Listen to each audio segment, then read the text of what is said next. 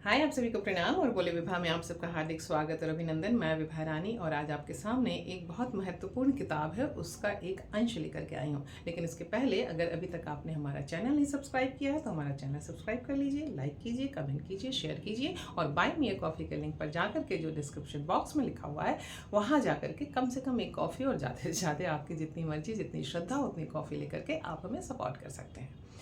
तो जिस किताब के बारे में मैं आपसे बताने जा रही हूँ वह किताब है जानी मानी लेखिका ममता कालिया की अंदाज़े बयां उर्फ रवि कथा। और ये रवि कथा उनके पति रविंद्र कालिया के ऊपर लिखा हुआ है। एक पत्नी की नज़र से पति क्या है, कैसा है, इसके बारे में जानकारी मिलती है। और चूँकि रविंद्र कालिया खुद भी लेखक थे बहुत बड़े और ममता दी तो हैं ही बहुत बड़ी लेखक, तो दो लेखक एक साथ एक छत के नीचे हैं तो क्या और कैसे क्या सब होता है, बड़े ही दिलचस्प अंदाज में आपको ये पढ़ने को मिलेगा। और दोनों की पर्सनैलिटी निखर करके कैसे सामने आती है। और केवल लेखक है तो केवल लेखन की बात नहीं करेंगे, लेखन के साथ साथ पूरा घर, परिवार, समाज, परिवेश सब आता है। और यह ममता दी की लेखनी की खासियत है। मैं इसका एक अंश आपको सुनाने जा रही हूँ और ये अंश है भाग 16। इस किताब की खासियत है कि अमूमन हर चैप्टर में इन्होंने एक न एक शेर या एक न एक कविता दी है। यहाँ भी इन्होंने गालिब के शेर से शुरुआत की है। हमारे शेर हैं अब सिर्फ दिल लगी के असद, हमारे शेर हैं अब सिर्फ दिल लगी के असद, खुला की फ़ायदा अर्ज हुनर में खाक नहीं, खुला की फ़ायदा अर्ज हुनर में खाक नहीं। गालिब का। यूं तो मेरे पैतृक परिवार की जड़ें ब्रजभूमि में और ब्रज माधुरी में पगी हुई थीं। वहाँ यह बात बहुत जल्द समझ ली गई थी कि आज़ाद भारत में अच्छी नौकरी इंग्लिश के जरिए ही हासिल की जा सकती है। लिहाजा हम सब बच्चों की शिक्षा का माध्यम इंग्लिश रहा। शिक्षा का असर अभिव्यक्ति पर पड़ता है। हिंदुस्तान के असंख्य परिवारों की तरह हमारे यहाँ भी भाषा की दक्षता से व्यक्ति की योग्यता को मापा जाता था। रवि जब मुझे मिले उन्होंने सबसे पहला प्रहार मेरे प्रिय लेखकों पर और दूसरा मेरी इंग्लिश की शब्द संपदा पर किया। मैं हिंदी बोलने के दौरान कई अहम शब्द इंग्लिश में बोल जाती। मैं चौकन्नी हो गई। रवि के सामने हर शब्द का हिंदी पर्याय ढूंढती और अंग्रेजी बोलने से बचती। हमारे यहाँ इंग्लिश का ज्ञान एक पैमाना था, इसलिए जब पापा ने मुझसे पूछा रविंद्र कालिया की शैक्षिक योग्यता क्या है, मैंने बहादुरी से बताया पापा वो AA में है, हिंदी और अंग्रेजी में।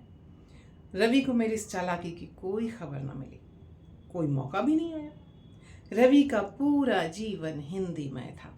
नौकरी भी हिंदी के कारण थी और कहानी भी। काम चलाऊ इंग्लिश उन्हें आती थी और अनुवाद अच्छा कर लेते थे। रूसी साहित्य का हिंदी अनुवाद खूब पढ़ रखा था। अमेरिकन इंग्लिश आसान होती है, इसलिए उन्होंने हेमिंग्वे सहित बहुत से अमेरिकन लेखक पढ़ लिए थे। इंग्लिश की उनकी जीवन पद्धति में कोई जगह नहीं थी। रवि सिर्फ इंग्लिश भाषा की नहीं वरन अंग्रेजियत फैलाने वाली हर वस्तु और उपकरण से चिढ़ते।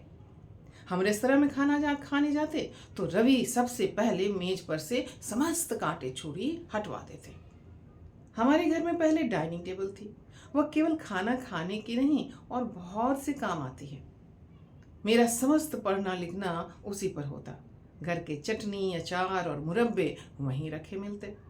उसी की कुर्सी पर बैठकर मैं दिन की सब्जियां काटती। जिस चीज़ को कहीं कोई पनाह न मिलती वह डाइनिंग टेबल पर ही रखी जाती। वह टेबल इलाहाबाद में मैंने खुद कहकर बनवाई थी। उसके शिल्पी हीरा लाल स्वयं बहुत अच्छे कवि हैं। मेरे इसरार पर उन्होंने बड़े मन से यह काम करवाया। दिल्ली में मकान छोटे थे। रवि को जब तब डाइनिंग टेबल पर गुस्सा आया करता। इसने पूरा एक कमरा घेर रखा है, कौन खाता है डाइनिंग टेबल पर? अब तो पश्चिम में भी लोग डाइनिंग टेबल छोड़ते जा रहे हैं। ये एक पतनशील परंपरा की तरह हमारे घर में पसरी हुई है। एक दिन वो अपने ऑफिस के एक सहयोगी को मनाकर घर ले आए और उन्हें इस बात के लिए राजी किया कि वह डाइनिंग टेबल ले जाकर अपने घर में लगाए।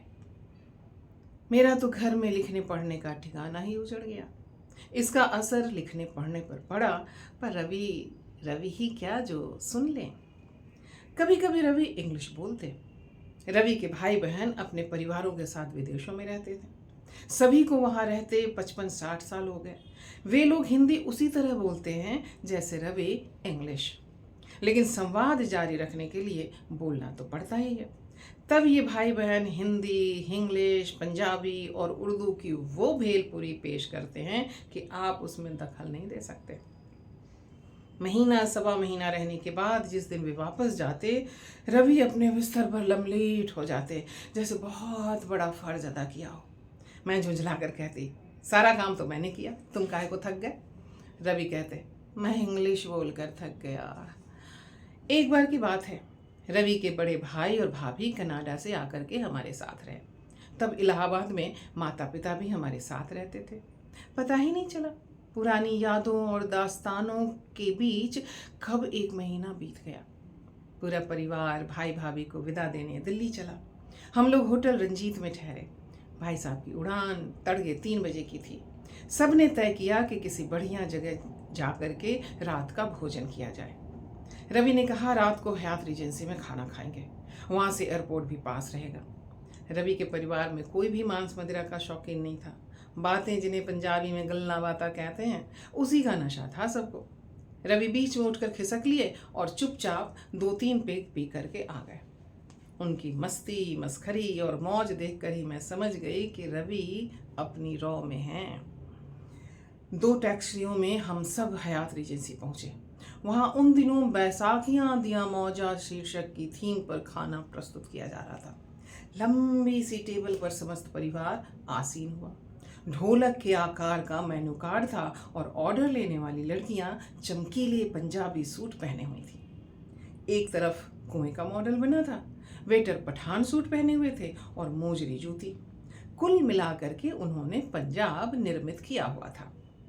हम लोगों ने पंजाब का प्रिय भोजन सरसों का साग, मक्की की रोटी और गाजर का हलवा मंगवाया। होटल के बैंड द्वारा बजाई गई पंजाबी लोक धुनों पर वहाँ भंगड़ा भी हो रहा था। खाना आया, सबने अपनी प्लेटों में खाना परोसा। कोई कुछ नहीं बोला। रवि ने जैसे ही पहला कौर साग के साथ मुंह में डाला, बोले ये सरसों का साग नहीं है। माताजी ने कहा, साडे घर वर्गा कित्थे मिलना, चुप लगा के खा ले। रवि भड़क गया। रवि ने प्लेट सरका दी। मैं चुप लगा करके धोखा खा लूं? क्या कह रही हैं आप? तब तक भाई साहब, भाभी और मैं भी रवि को शांत करने में लग गए। भाभी बोली, कनाडा में तो और भी बेस्वाद साग मिलता है, ये तो फिर भी गनीमत है। रवि भावुक हो गया। मैं अपने वतन में अपने भाई भाभी को सरसों का साग और मक्के की रोटी भी नहीं खिला सकता? लानत है इस रेस्तरां पर। तब तक एक लड़की स्टुअर्ट रवि के पास आकर के विनम्रता से बोली, may I help you sir? Ravi उस पर भड़क गए। What help?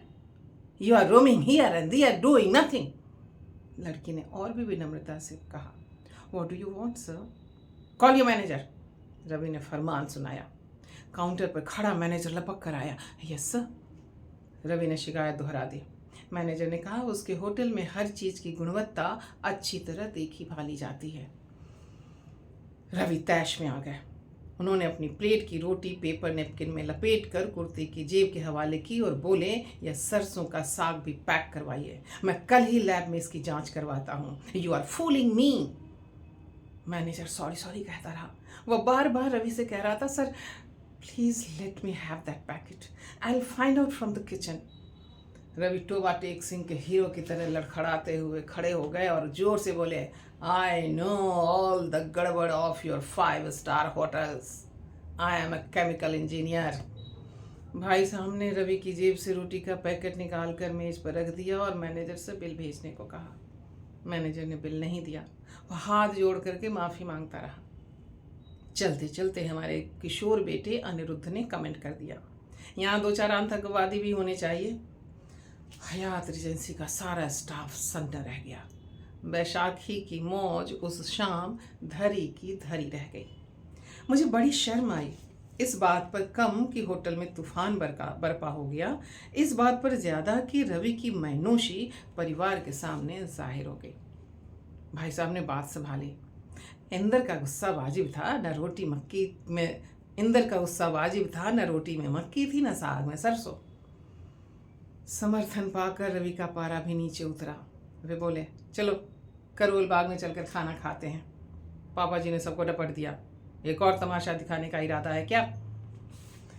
जी, तो इस एक अंश को यहाँ आपने सुना, हमने आपसे सुनाया रवि कथा, जो ममता कालिया का लिखा हुआ है और इन्होंने रविंद्र कालिया पर लिखा है।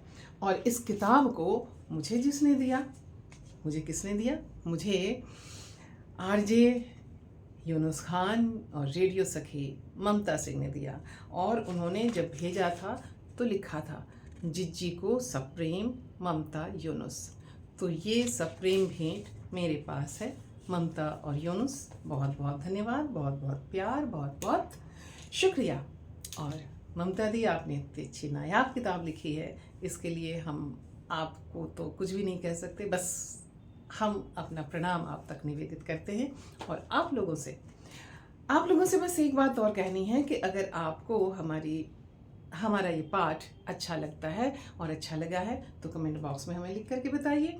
और इसके साथ साथ अगर आपको लगता है कि आपकी कोई रचना, जो आपकी कोई कविता या किसी कहानी का अंश मैं पढ़ करके सुनाऊं, तो आप उसे कमेंट बॉक्स में अपने नाम के साथ ज़रूर भेजिए। यहाँ तक कि अगर आप किसी और का सुनाना चाहते हैं कि किसी और के लेखक की लेखनी हो और मैं उसे पढ़ूं, तो आप भी उसका भी अंश और उस लेखक का नाम हमें कमेंट बॉक्स में भेजें। ये मत कहिएगा कि वो फलाना आज वो कहानी है, वो कहानी पढ़ दीजिए, वो कविता है, वो कविता पढ़ दीजिए। आप चुन करके ला करके कमेंट बॉक्स में दीजिए। और अगर लेखक हमारे सामने हैं, हमारे आसपास हैं, तो उनके एक लाइन का नो ऑब्जेक्शन भी उसमें लेकर के दे दीजिए। और बस चलते चलते आपसे फिर हम यही कहना चाहेंगे कि अगली बार हम आपको फिर से कुछ सुनाएंगे, लेकिन तब तक के लिए आप अपना ख्याल रखिए, क्योंकि आप हैं तो हम हैं। प्रणाम, नमस्ते, गुड नाइट, शुक्रिया, शब खैर।